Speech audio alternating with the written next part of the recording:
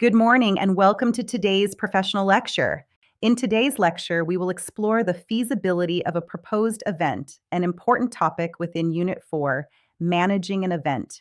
An event is considered feasible when its purpose, aims, objectives, constraints, and success factors work together to show that it can be realistically planned.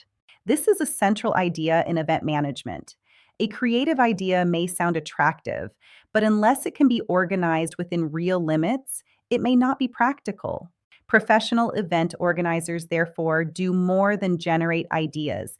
They test whether those ideas can actually work in practice. Let us begin with the different types of events. The first type is business events. A business event is a planned gathering designed to achieve professional or organizational objectives. Examples include conferences, exhibitions, product launches, trade shows, shareholders' meetings, and seminars. The success of a business event depends on several important factors. These include clear objectives and effective planning. A suitable venue, well-managed budgets, and strong promotion are also essential for achieving the intended professional outcome. The second type is sports and recreation events. These are events focused on physical participation, competition, or spectatorship. Examples include the Olympic Games, sports tournaments, fun runs, sailing regattas, and collectors' fairs.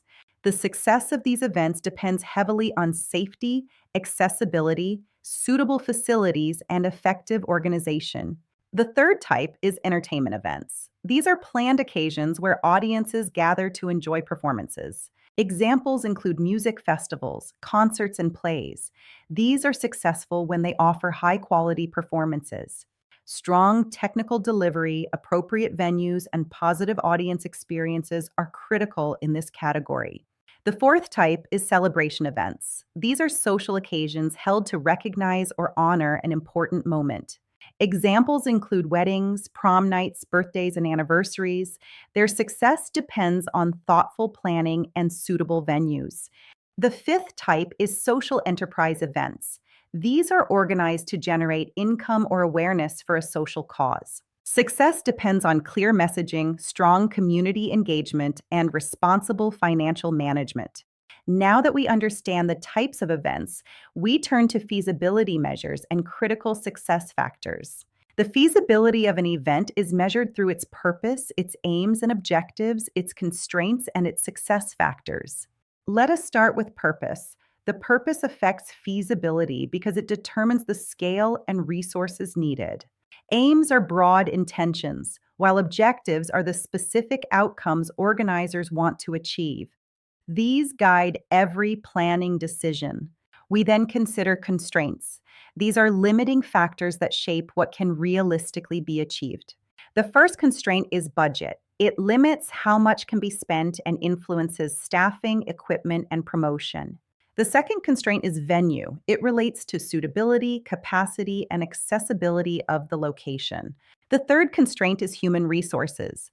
This refers to the number and skills of the staff or volunteers. The fourth constraint is physical resources, including the equipment and materials needed for the event. Finally, we come to success factors, especially goals and targets.